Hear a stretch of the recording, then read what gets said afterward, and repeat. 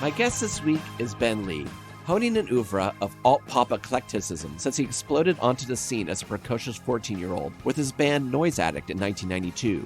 The 45-year-old is certain he's stepping into his prime years, much like his musical heroes. Across his 30-year music career, the four-time ARIA award-winning artist boasts an enviable catalog with LPs including Breathing Tornadoes, Awake as the New Sleep, and his latest, This One's for the Old Heads. Now collaborating with his wife, actress Ione Skye, on their company Weezer together, Lee is supporting other artists to create bizarre and beautiful content, spanning everything from podcasts to music to fanzines to film projects.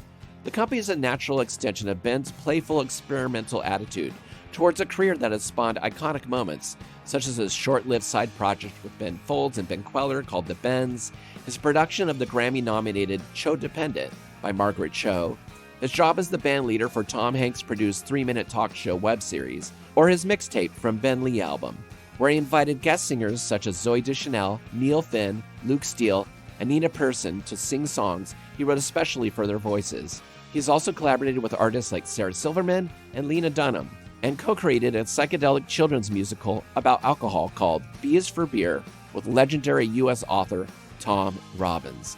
And it gives me great pleasure to welcome the Revolutions Per Movie, Ben Lee. Hi, Ben. Hey, man. Thank you for having me. Oh, absolutely. You picked a film that has been requested ever since the program began. Decline of Western Civilization, Part 2. So dear to so many people's hearts. But as a kid who's making punk rock in Australia, did you have any metal in your bones at all? Or did you miss that completely? Oh, no, that's where it came from for me. For me, it really, the music that I was into, pop music, whatever was on the radio and everything. And then when Guns N' Roses and Mötley Crüe and Skid Row and Metallica and all that stuff came through, that's what sort of got me into guitars, basically. Wow. When I started playing guitars at 10 years old, it was because I loved Mötley Crüe. I saw the Dr. Feelgood tour. My dad took me when I had the Mötley Crüe uncensored video. That was my Bible. What is that? It was like a home video. Remember before, it's so funny when you tell people now, before social media, there was no access into rock stars' lives. You just didn't know anything that was going on behind the scenes. So bands would release these videos and you'd go buy them and it would have clips and behind the scene footage and backstage. And so yeah, I was really into it. I mean, I definitely leant towards the pop end of metal, which at the time I guess I was sort of embarrassed about because it made me seem like not a serious metal fan. But now I'm well, of course, because I liked pop songs. It's and when you get Desmond Child involved in something, it's going to be awesome, or Mutt Lange or something, But so yeah, basically then it was in 91. I started going to see local punk and alternative bands in Australia, and that was where my interest more shifted into but it was sort of almost just to do with availability, that the bands that were playing locally that I could go see were more alternative and punk and hardcore bands. Okay. Had there been great glam metal bands and stuff, I probably would have gone and seen them in Sydney. So what was the biggest glam metal thing to come out of Australia? Nothing really came out. There was two bands around that era. There was a band called the Baby Animals. Okay. And Susie Damachi ended up marrying Nuno Bettencourt from Extreme. Oh yeah. And they were kind of in that tradition. They were but they were just a rock band. I mean, the thing about Aussies are not capable of the pretensions that are required to have that type of performative distance from your audience. There's always a wink with Australian artists. There's always yeah, we're doing it, but we're one of you type thing. Whereas the whole American star making machinery is much more, lends itself to glam in a much better way. But yeah, so I don't think Australia really made much of a contribution. Australia's contribution to rock was more AC/DC and Rose Tattoo and things that came, and Midnight Oil, things that came more from the pub rock tradition. Did you see the first one when it came out, or were you able to get that? No, I saw the first one after the second one. Yeah, it's quite different. What was your takeaway from watching the first one? I liked it, and I think I saw it because my wife loves the Germs and stuff, and so Yes. but it was a totally different lens because the characters are, well, what's interesting, what ties them together is there's a heartbreaking quality Hmm. to the path of the rock musician in both documentaries. It's just in Decline 2, you sense that Penelope is more like laughing at the bands a little bit more, but there's still a tenderness and like a, I don't know, there's a compassion for those that kind of have this fantasy in their minds that they want to pursue. I was talking to someone recently about rap music and how if you ask most successful rappers, can anyone do what you're doing? They would pretty much say no. Hmm. This is take the talent out of it, just in terms of perseverance, the hardship of the path.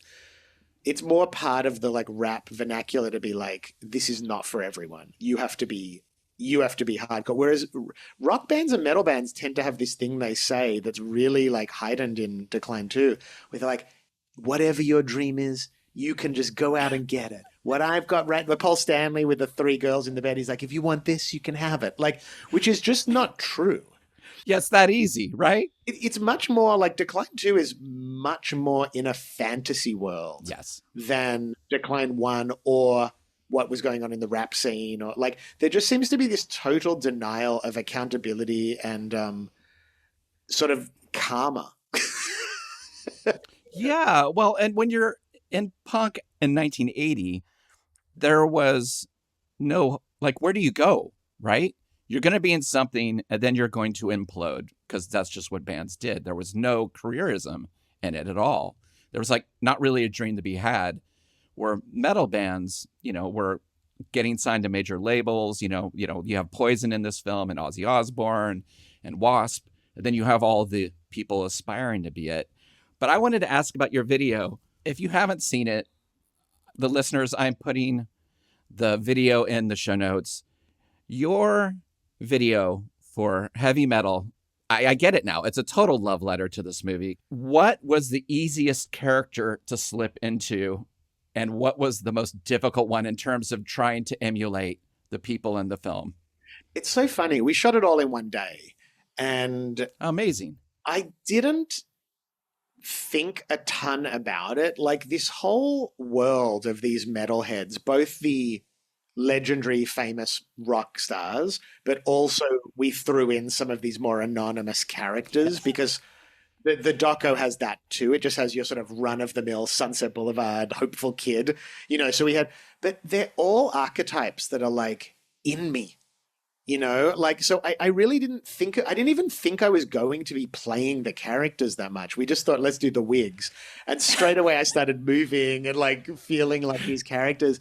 And again, it's sort of connected to what the song is about. Like the song is about the way fantasies of metal imprinted themselves on my brain and the decisions that led me. Like I can pretty much look back and go, most of my major quote unquote mistakes were made with under the influence, under the synaptic connections that were formed as a metal fan, in much the same way that most alternative musicians who sabotage their career could say, I blame the Replacements. Like there are lessons we learned as music fans that you can never run away from. Absolutely. You know what I mean?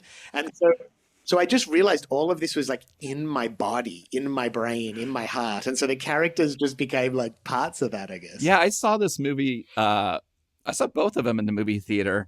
A Decline 1, I saw a revival of it. But I remember this being a really big event when this came out. And I can still remember like people laughing or snickering at certain things. How old were you? Were you in your 20s or how old were you? I was 19. So, Okay. I just remember just being kind of blown away at like what a different scene and take on it. I love that there's, the throwbacks with the light bulb, and you do that in your video too. It's like in the original Decline, it's black and white footage of people in the scene talking about, their lives and their struggles, and it's against a bare light bulb that's hanging. And she does the same thing in the second one, but it's like through a prism and it's lit and Got it's that lens flare. I just remember when that came on, I was like, oh my God, that's so brilliant. Like it just puts you at ease in a way of a filmmaker. And it's brilliant that she went on to do, Wayne's World after this, after doing like Suburbia and Dudes, these kind of punk rock dramas and comedies. I just love that she was so music centric with her loves. It was a really beautiful, that whole run was just such a beautiful case of the artist getting in a flow that was true to them. You could see it came out of such a genuine place. Yeah. The worst documentaries are the ones where you can just tell the filmmaker's too close and they are trying to tell the story, and she just gets everyone to let their guard down in this, whether they're wasted or not. They would tell her these things, especially when it comes to the people just walking back and forth in the scenes. Them talking about like where the dividing lines are between glam and thrash and all these things. It's like metal was divided up into scenes. It was already a small enough scene, but it's amazing that they were already being like, no, that's not real. Yeah, absolutely. And the inclusion of Lemmy in there is really interesting because he was a little bit of a bridge, and those characters are really interesting in terms of like, I don't know, just like the culture that makes up a scene, and that there are often these bridging people, like him being in LA. Yes. And being at the whiskey, and have you ever went and drank a Lemmy at the whiskey with his statue and everything? No, but I did. Patty Considine and myself did go to the Rainbow Room and had pizza and waited and watched. Oh, sorry, people, the Rainbow. That's where it was. Yeah. We were who's going to walk in? And of course, nobody. No, you can drink a Lemmy, which is like basically a Jack and Coke, and they've got a big life statue of him. I took Amel and the Sniffers there. It was really fun, and they were just like, I was like, for them going to Mecca.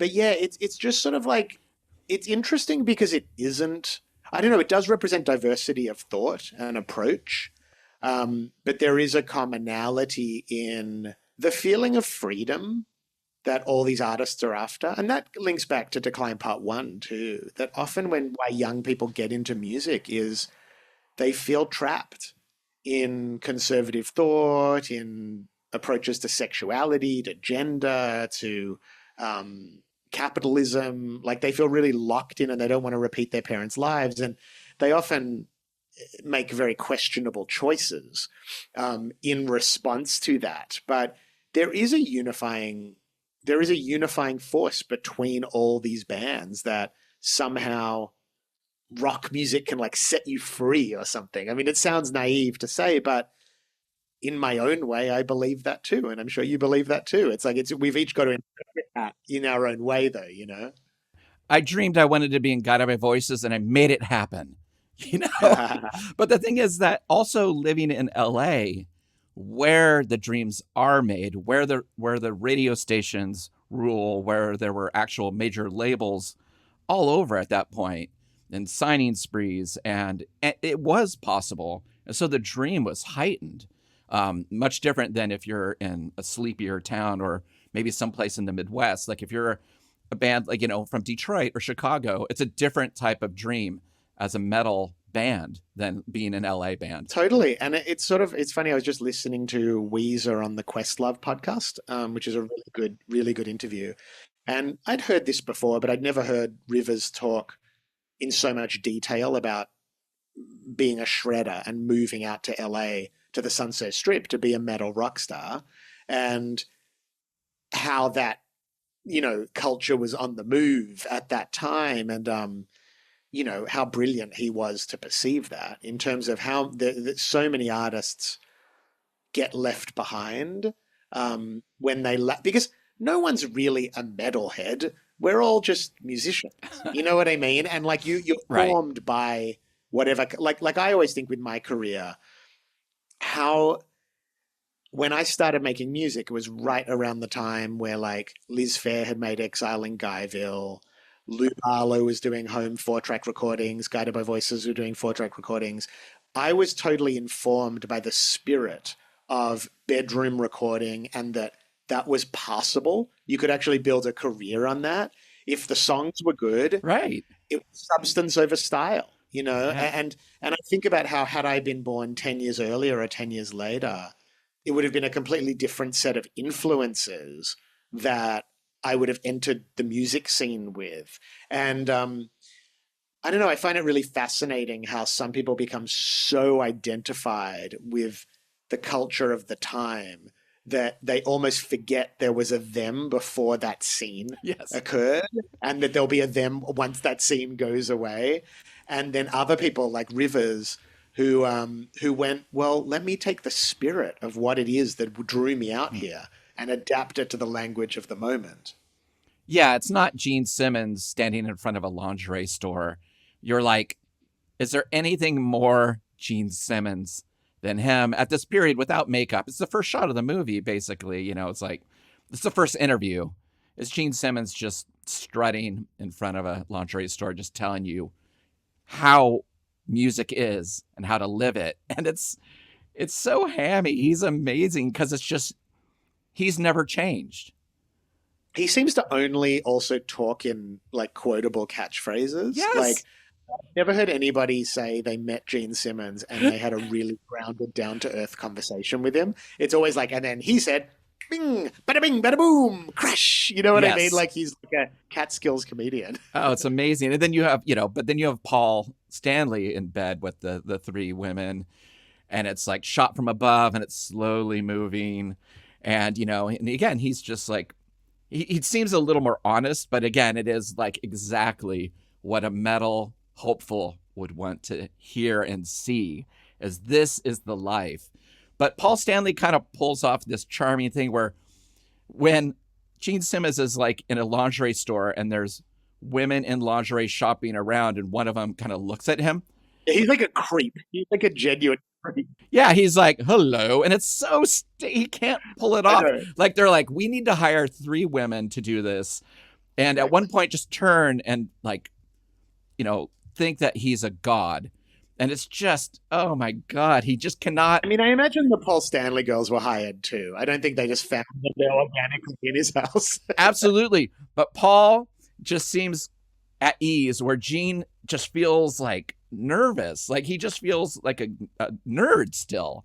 I think this whole, what you mentioned, this aspirational side of things it's just so interesting.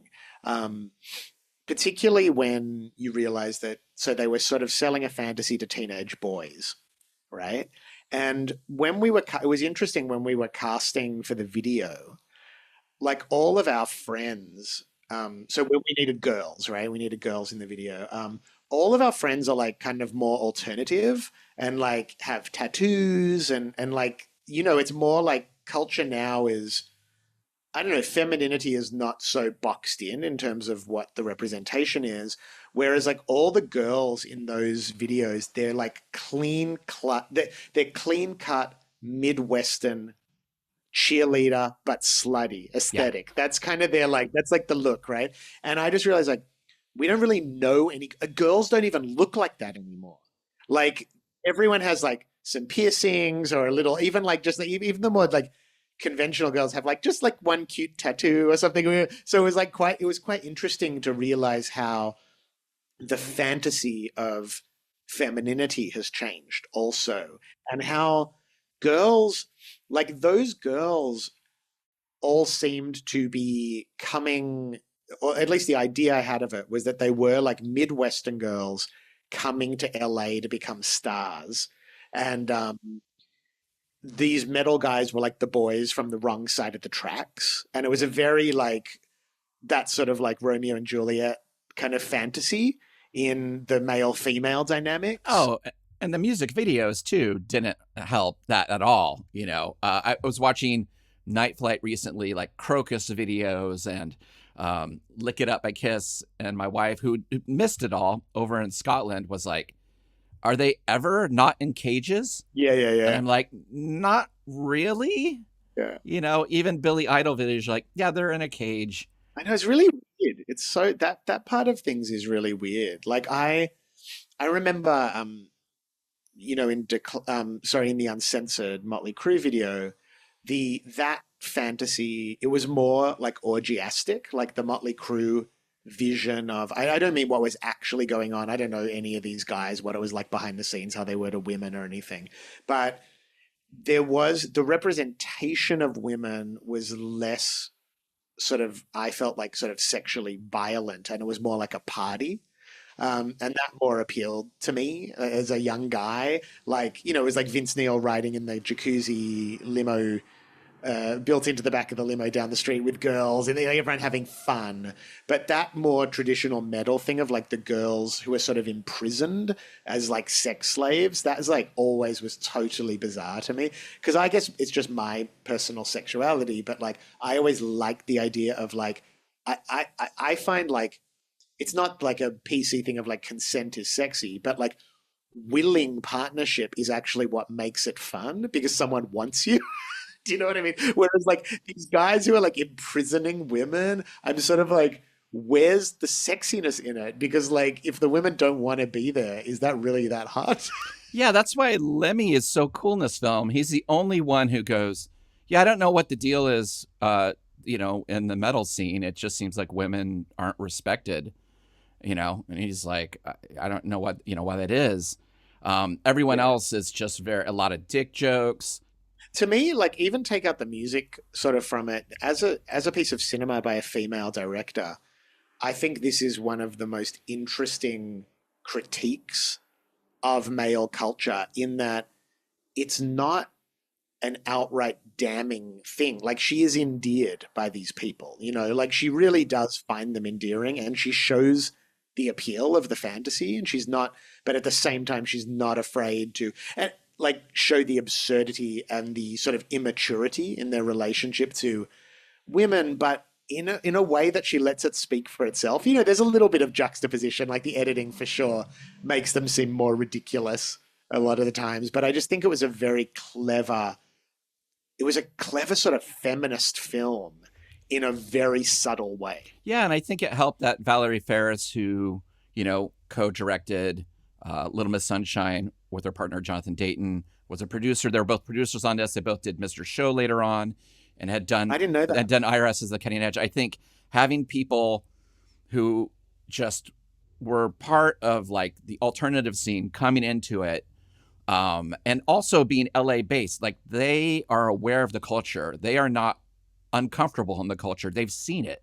They've lived there, you know, they live side by side with it, you know? So yeah, it's fascinating. I think you're right. I think that it was a really smart group of people who, you know, again, like you said, there's a lot of love for the people in this film. Like when Lizzy Borden comes out at the beginning, who I'd never heard of.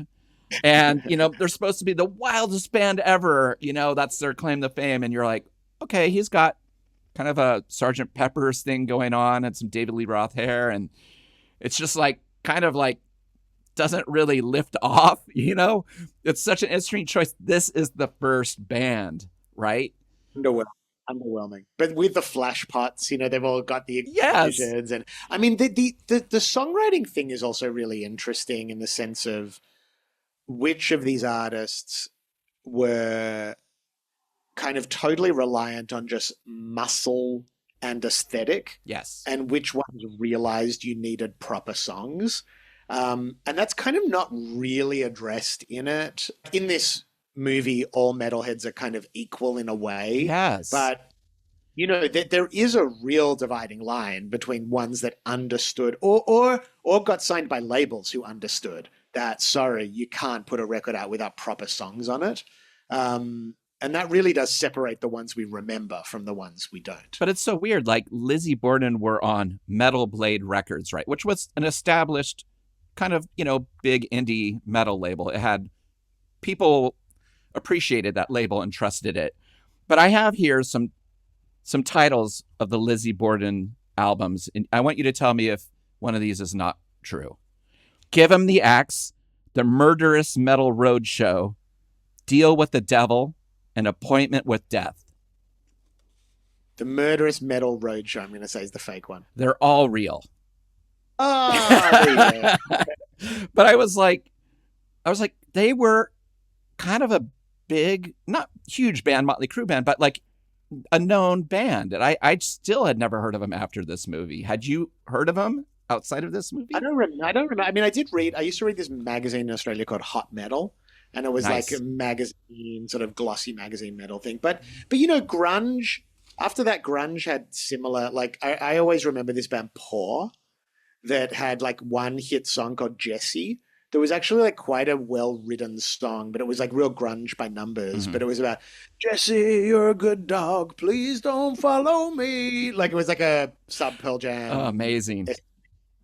But you know, it's like it's kind of, I don't know. It's kind of fascinating that sort of doesn't change. Like there's always the core players that are doing it really well, and then there are all these bands that like for a minute have kind of these thriving businesses that like it lasts for like 6 months or something, and hopefully they get to put a down payment on an apartment or whatever they No, it's so weird. do. And also parallel to this, in 87, the underground is still exploding. Like you said, the Replacements and REM and Husker Du and the Minutemen, and then it's only a few years away from Touch Me, I'm Sick, right? It's like 2 Yeah. years away or so. And you're like, it just feels like, how is that possible when you watch this Yeah. film? Yeah, and it's like I really feel for I don't know, I feel for a lot of these bands or these people. I shouldn't say the bands, but just as human beings. What happens in culture, I tend to have a very I'm sort of like a survivalist in the way I look at the music industry. Like I basically look at it as like culture is never wrong. As an artist, you can't afford to think culture is wrong. You need to be thinking about how you can be part of it in a way that's authentic and in a way that, you know, you can live with yourself, but still is adaptive. That's what we're all doing on social media and podcasts. And we're figuring, okay, how can I bring what I do to the conversation the way it is now? And, but these moments, you know, when something comes out and it just wipes the floor of an Yeah. entire approach is like, it's one of the heartbreaking sides of being part of culture, that it's a dirty game, man. It is brutal. Like at the end of the day, like some kid is going to come and knock you out. Yeah, isn't it incredible? I mean, even before the dream was possible in the underground scene, you know, the lifespan of a Mission of Burma was short, right? Yeah. Things Yeah. burned hot and bright, and then they imploded because there was nowhere to go with it. You're like, I guess I have to grow up, or maybe I'll continue in music in a solo way. But it was like, it was interesting to see who stuck with it and who like decided to get out. And now it's, I mean, here you are, you know, when you were 14, you were working with people who were older than you, you know, Thurston Moore. And so you had older heroes. But they grew up in that era, Right. where like that was an interesting thing for me, because I was embraced by the, you know, Sonic Youth and Pavement and Sebadoh and the Beastie Boys and Dinosaur Jr., that world, that were all people that grew up in hardcore with essentially kind of a defeatist attitude about participation in the mainstream. Mhm. Whereas I'm the age of the Strokes. Right. Like even though I came up in the generation before, my actual, like where I connect with is more with the younger generation. Well, I mean, I connect with both, but I'm more of, you know, what they'd call in the New York Times a poptimist in a sense. Like I believe it's possible to be part of culture and it's positive. And so that was a real area where I felt disconnected from my mentors and peers that brought me into the music industry. Sure. Yeah. I mean, again, you know, like when I was starting in the mid 80s, it was like the dream was maybe someone will buy a cassette, you know, from us, and we just played, but a career was just, I didn't know anyone, right? And then the bands I thought were huge, like Poison Idea or, you know, Sonic Youth, you know, in the 80s, because I could find their records and they showed up in my town, you're like, they were hungry. You know, they were not, their living was not necessarily always making music. You know, it was a struggle, but the illusion was already like, oh my God, if you have a record out and you're touring, you must be famous. And it was not true at all. You know, they were big in like 12 big cities in the US, and everywhere else, no one would know who they were. And that's kind of what's interesting about people's expectations or possibilities being expanded or lifted through watching other people's success. Like, in some ways, you could argue that the commercial success of metal and hard rock actually brought in all these characters of ill repute because they saw money to be made. And similarly with alternative music, like, you could argue that it was sort of a healthier scene in some ways pre-Nirvana because everyone was in it for the right reasons. And in some ways I feel now with music, not at the side of where people are really like, arena tours and so, but basically, basically functional, like, working class musicians now, it's not an area you go into for the money. It's not an industry. If you want to make a lot of money now, you are going into tech or into AI or going into, something else. It's like, it's not drawing to it people for the lifestyle because the lifestyle is mostly like not primo. Yeah, but I think there's more amazing bands now than ever, and they're all underground, and they're all touring and sleeping on couches and like, getting the money together to buy Taco Bell. It's like back to that. And that's my point. That's my point, that like that when things are kind of a little harder in a scene, it shakes out all the people that don't really care or aren't there for the right reasons. And I think the moment of decline too is this peak where you basically have all these people. Yes. It's almost like kids who'd seen Stranger Things and then want to be child actors, but not because they developed a passion for acting, just because they saw other kids having this huge success. And it's very interesting the way that works, like what it means to see people be really successful at something.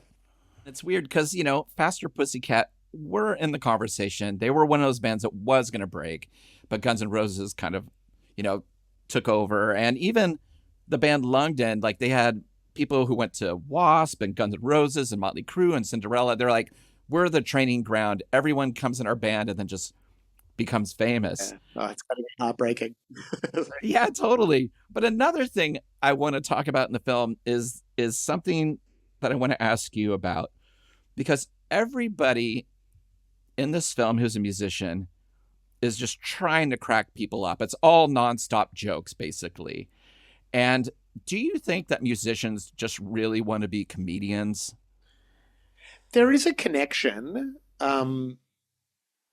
but humor is interesting because it's like, it's rhythm and it's wordplay and it's performance. I mean, there's so much connection between music and comedy, and obviously in like LA, like the whole Largo scene, there's like the music and comedy stuff really goes together in a lot of ways. Right. The thing I always find that as a musician that we have is the license to not always be funny. I think the pressure to be funny is what like makes a comedian. And it I don't know, to me, I love that we can use humor, but we're not imprisoned by it. Right. And to me, I actually find our art form, personally, for me, a more enjoyable medium. But there's an element of both. I think there's a lot of mutual admiration between musicians and comedians. Yeah, it's funny because in this film, there's times where people are sincere, but for the most part, they're just trying to be kind of in a weird way, they're kind of hiding some of their pain through comedy, through humor, and, the scene with Odin, right? Who are my heroes in the film. The part of the Gazari scene, who was this old creep who had a pay-to-play place in LA where you would buy so many tickets and go out on the street, and then, you'd get people in and, maybe get to play again. Their introduction on stage where they're just chanting like, Odin, and no one will get behind it. Odin, Odin. And their conversations, they are in that hot tub, which, by the way, you do magnificently. That I just was like, are we going to see Odin? There they are. Again, I feel like they're just self-deprecating, but then there's always one person who's like, I'm going to make it. I'll die if I don't make it. I'll kill myself. And they didn't. I think what you see a lot of is almost the immigrant, like the refugee spirit of humor is how you stop yourself crying. And I think you see that a lot with young people who their hunger is so intense and their desire is so intense and their needs are so intense that they have to joke their way through it or else it'll be unbearable. Yeah. And also it's a collaborative art form, right? So you're always going to have one person who cares more than someone else, somebody who's kind of there just for the moment, somebody who's there specifically for the music, right? They're just like, I don't care about anything else but this. It's just a fascinating way to make art. Yeah, I agree. The other really intense thing that factors into both films, although they don't really talk about it as much in the first Decline, but is the police presence in both scenes and kind of the look at both the punk rock scene in 1980, which had a lot of violence in it, from Daryl Gates being the mayor at the time and being like Punka's target number one, get these kids off the street. The same thing happens in this where there's this person, Darlene Pedicino, I believe is her name, and she's a probation officer. And she had a history of pushing back first on the punk rock scene and then later on the LA hip hop shows and metal. And her stuff's really uncomfortable because she'll just show like, oh, this is a bracelet that we confiscated and this sign of the devil. You can see when I make it, there's a 6 here and a 6 here and a 6 here and the horns. And it's just like she really believes that these kids are Satanists and going down the wrong road and are going to bring bad influence to a generation. Yeah, it's real satanic panic stuff. Yeah, it's so interesting because there's, as a parent, there is a degree of attentiveness that, sorry to, it's an easy thing to goof on, but the idea of like, a lot of these kids are in trouble. A lot of these kids are not doing great, and they could actually use some love and care from adults around. That's true. Good point. It's interesting the desire to be punitive and to chastise kids for what they're into and be scared of them instead of being in dialogue with them. Like that's the classic mistake that like the art that kids get into. Yeah, it's often angry and it's often, but my daughter's been saying to me, I want you to listen to this one album. She's been saying, I want you to listen to it. And I've been busy. I haven't listened to it. And, I should listen to it because she's communicating something about what's inspiring her at the moment. And, I don't know, it's just interesting how quickly as adults, that's like what the Breakfast Club is about, how quickly we like lose connection with the side of ourselves that used to be frustrated and scared and you're terrified, all that. Right. But, she's not talking about the drugs or the alcoholism or the kids sleeping in the street. She's talking about the devil, right? Yeah. And what they wear. It's like her energy is misplaced. I found this National Safety School Center book that she was part of, that she wrote about it. It was called Gangs in School, Breaking Up is Hard to Do. And she wrote, white stoner gangs and satanic cults, punk rockers and heavy metalers come from all socioeconomic classes, and they're capable youngsters. They have very little parental authority. They're usually angry. Their dance is violent. Their music is violent. Their behavior is violent. They're into anarchy. And it's like in this book that they gave out to schools, right? And so you could be like, all right, punk rocker over here, they're trouble. Hip hop kid over here, trouble. All just based on, not the troubles the kids are having, but like through the music. Yeah, totally. And stereotyping and yeah, and look at how by demonizing the culture that kids are developing, you end up with, it's like Footloose, or it's like, graffiti on trains. Like you end up with this, creating this adversarial.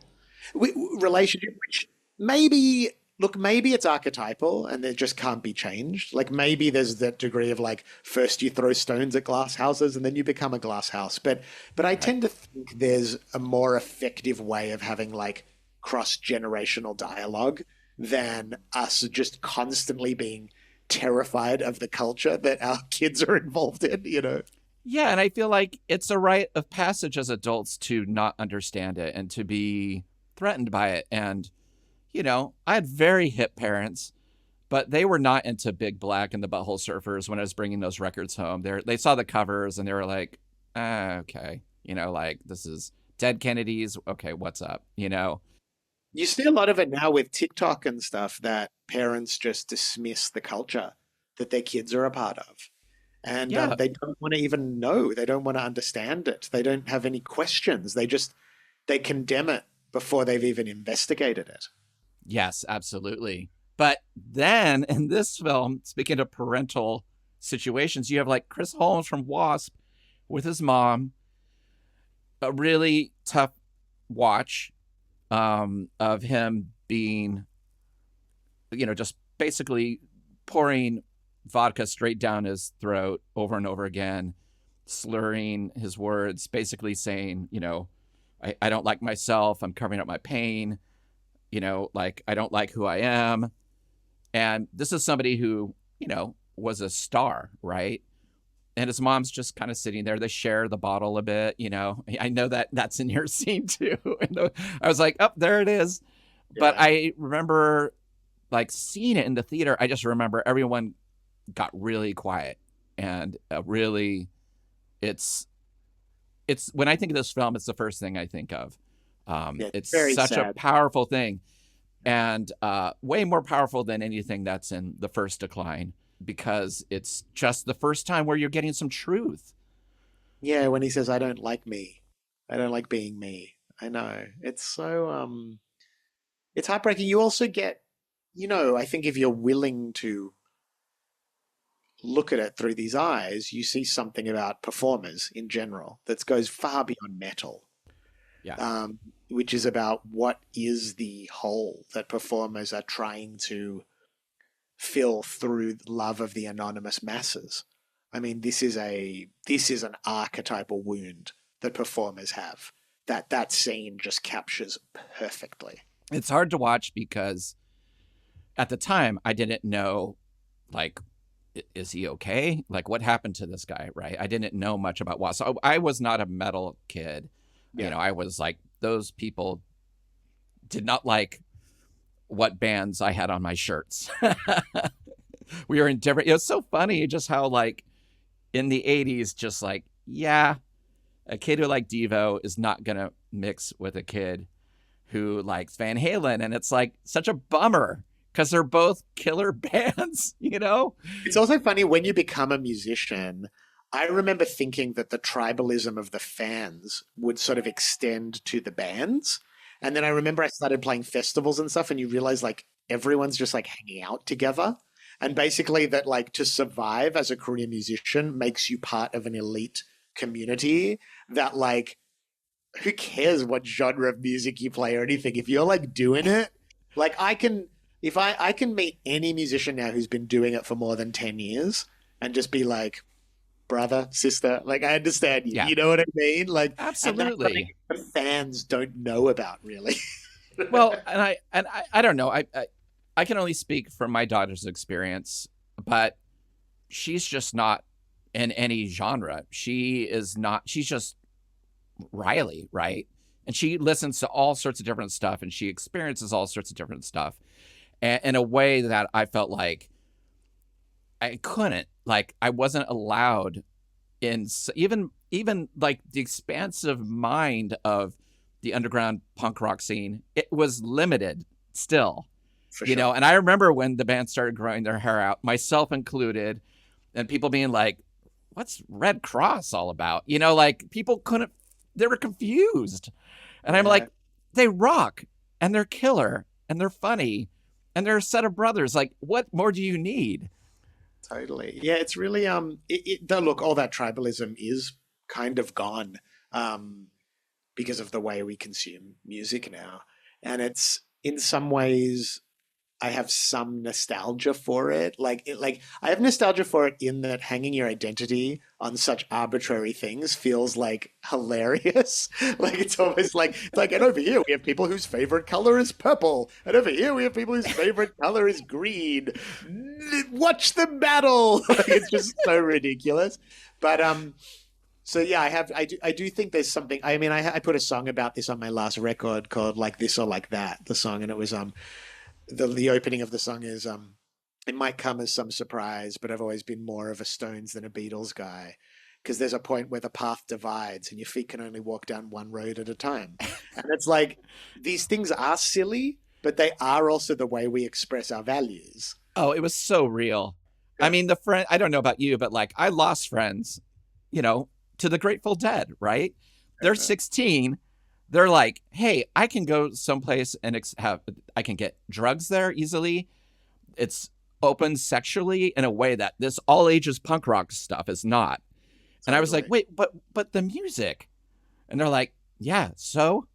And it was just funny. And I think that's another thing is just, like you said, you were into metal, then you go over here, and the lifespan was short. Like I was a new wave kid, then I was a ska kid, then I was a underground kid, and then I was a punk hardcore kid. It was like those things moved fast.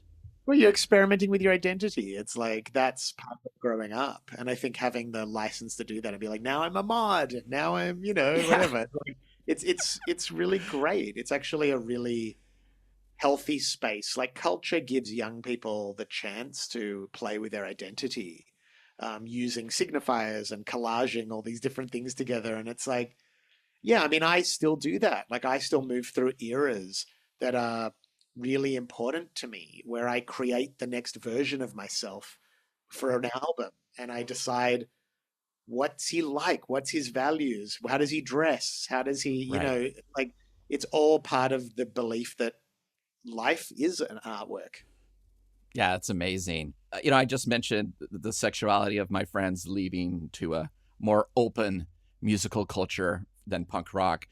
But one of the things that comes up in Decline 2 more than once is that they say music is better than sex.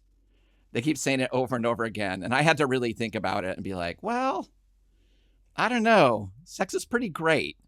Like that's a big statement. It is weird, isn't it? It's like, I know, I think about that too. I think about how a lot of musicians who sing about sex, the amount they sing about it, I wonder if they are like having that much sex or if it's like just part of their image. Because like, say the amount Prince sang about sex is like too much. You know what I mean? Like for a human being, I mean, it's like, and it's like, what are you trying to prove? Like singing about this much? Yeah. What is your percentage rate of sexuality during your 24 hours? Because as far as I know, you made music 24 hours a day. Totally. But also at a deeper level, I think creativity and sexuality are like so intimately connected. Like your creative energy is your sexual energy and vice versa. So I think they do get sort of confusing for people in some ways. Another really intense part of the film is the Megadeth section, which I didn't know at the time, but that song he does in My Darkest Hour was a song about the band members of Metallica not calling him when Cliff Burton died in Metallica. And I didn't know that at all. And that is horrible. Yeah. Dave Mustaine's another, like, he's sort of like a voice of, he's kind of a naysayer of the perfect dream, in it. It's like, it's kind of like Lemmy and Dave Mustaine are kind of the two that you're just like, wow, these guys are like, they're grounded in their actual, they're like, their feet are just on the earth. You know what I mean? They're like, they've been beaten up enough, I think. Yeah, but it's weird. I remember Dave Mustaine just always being, and it comes up in some kind of monster. He's always, I'll never be Metallica. I'll always be second best. And I remember people kind of thinking he was a joke in a weird way, even though he was massive. It was funny that, again, I think people had to pick the camp, Yeah. He carried that energy forward to that inferiority. Like, it's funny because I actually, I believe second place is the dream. I'll take like, it. First place is fraught with obstacles that second place isn't. That's why I'm the second best podcast ever. So, yeah, it's funny. The footage is amazing in the film. Like they have when he's playing and they're underneath him and his hair is just like shaking over the camera. The sound is really amazing in this film too. I think that overall they capture like what these bands really sounded like. If their bass player was not up to par, like in some of these bands, you're like, okay. And you stacked like some bands, Seduce from Detroit. Right. Like when they play and they're like, you know, it's like the first thing you're like, oh, wow. Like real players. They're really focused on the music here. And I could tell they practice nonstop. Totally. I know. I mean, there is that thing too where you realize like, I don't know. I remember like where there was like Yngwie Malmsteen or one of these guys where you just go like, this person they've spent their entire life hunched over this instrument. And it's funny that it then has to be, as opposed to like a classical violinist or something with a symphony orchestra, where you go and admire them almost as a model of like austerity and commitment. They're like monks. You put them in this environment where they're meant to be this model of a party animal. It's just like very funny, you know. It is. Well, Ben, this has been great. I thank you so much. And at the end of every episode, I ask the same question, and I tailor it depending on what we're talking about. So on a scale from 1 to 10, with 1 being the lowest and 10 being the highest, how many chants of Odin do you give this film? On a scale of 1 Odin chant to 10 Odin chants. This is a straight up 10 Odin chant film. It doesn't get any better. I mean, this is a canon, you know, this is a seminal music movie. It's the best. Yeah, I agree. I have it written down here too. 10 Odins. And, you know, maybe I'll mix that in as we fade out here, the lovely weak Odin chant from the film. Ben, so good to see you. Congrats on everything. Thank you so much. Talk to you soon. Talk to you later. They're going to be very, very big in the rock and roll world. Besides a singer's a foxy guy. Thank you for listening to Revolutions Per Movie. We release new episodes every Thursday on your favorite podcast app and additional bonus episodes every Sunday on our Patreon. The show is a completely independent affair, so the best way to support the show is through our Patreon at patreon.com/revolutionspermovie, where you can get weekly bonus episodes and shows, exclusive limited edition flexi discs and records and CDs featuring guests that have appeared on the show, and other exclusive goods sent to you just for joining. You can follow us on social media at Revolutions Per Movie, and also find out more information about our various guests in the episode show notes. Thanks again, and we'll see you next week.